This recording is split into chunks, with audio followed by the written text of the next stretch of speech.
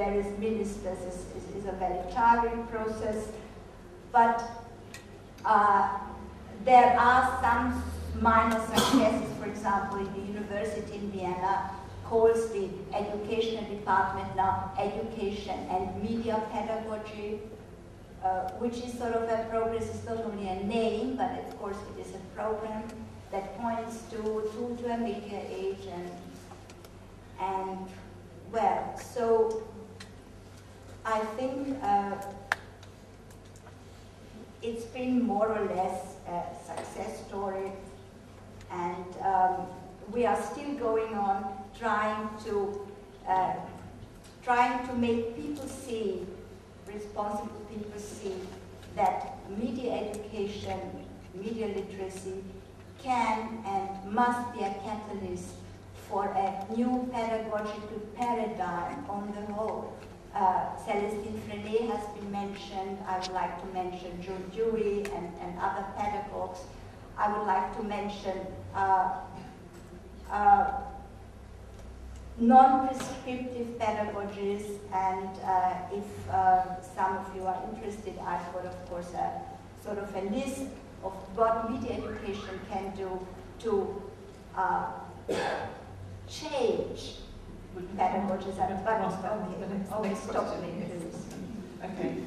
Susanna, I wonder if you're being very modest here. I mean, it's driven from the Ministry of Education, but is it really driven by you? It's a key, very determined personality within a ministry, making people's lives hell until they agree with you. Because personally I believe in it. Yeah. So it's true then. You're the heroine of media. No, Kelly, don't say that. No, we've known each other for a very long time. No, but I do think it's a very, very important thing, and I'm really happy and extremely pleased. It's small steps. Well, it's another it's not a paradise. Please don't believe that Austrian media education. It's not a paradise. Far from it. But it depends on whether you see the glass half full or half empty. And it's getting on slowly. And didn't you propose it as something that should be across the curriculum rather than a separate subject?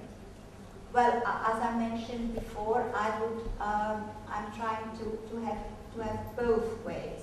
But what you've got, what you had. What I have is an interdisciplinary approach. Yeah, okay. What I have is an interdisciplinary approach. It's different from what was argued for this morning as the notion of media education as a separate subject. So there's another kind of tension. But there are movements now, and also trends to establish it as a subject in its own right. Okay. Jose, you've done a survey, haven't you, across Europe and case studies in certain countries, so you can speak from a perspective across a number of countries, unless you want to say something specifically about Spain. But, take the question either way, but it's about what are the institutions and the sectors that you've seen driving this, and what difference does it make? I think now the focus on media literacy in Europe is one word, is creativity. Creativity, empowerment, participation, because we need media literacy to change the model of economy, of the paradigm of pedagogy, and the world. I want to explain what happens in my region in Catalonia now with the media literacy as a challenge to change the school institution. I explain. My government wants to pay the books for the students. And then it's not cheap. Less in time of the crisis, the economic crisis. And then it has decided to pay digital curriculum. What that means, digital curriculum? All the content the curriculum produces as interactive content. How? Including industry, editorial industry, including television, including game industry, even people that produce teachers, students, how distribute these new books is possible to do by digital book, by internet, by CD, by even print on demand. And then that means also a change in the room class, in all institution, because how the teacher must prepare the class, how the pupil must study with this digital book, how can they participate creating the content, and then who has the decision to do all that, to create this new strategy. The only solution is participation, taking awareness about what is a book,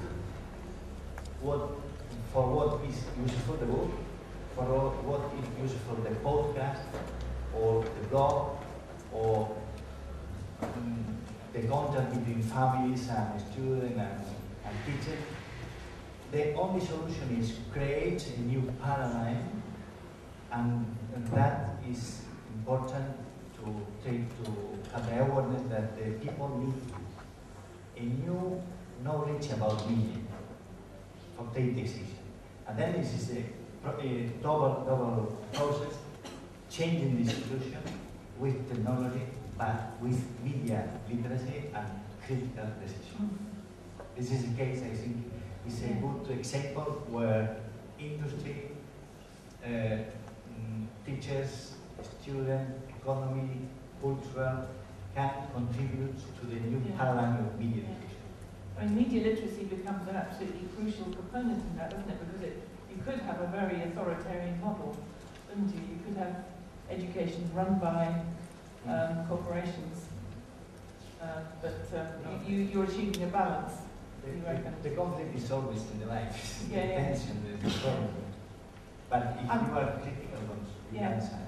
I'm interested in it, because there's been a huge investment in digital technologies in education in the UK, but we now face a crazy contradiction, because there is such a fear of web content and unfettered access to web content by students that schools have such huge firewalls and web filters that actually they can't do any of the fantastic digital stuff that the curriculum is supposed to let them do. So how have you managed that? No, I think the change is global.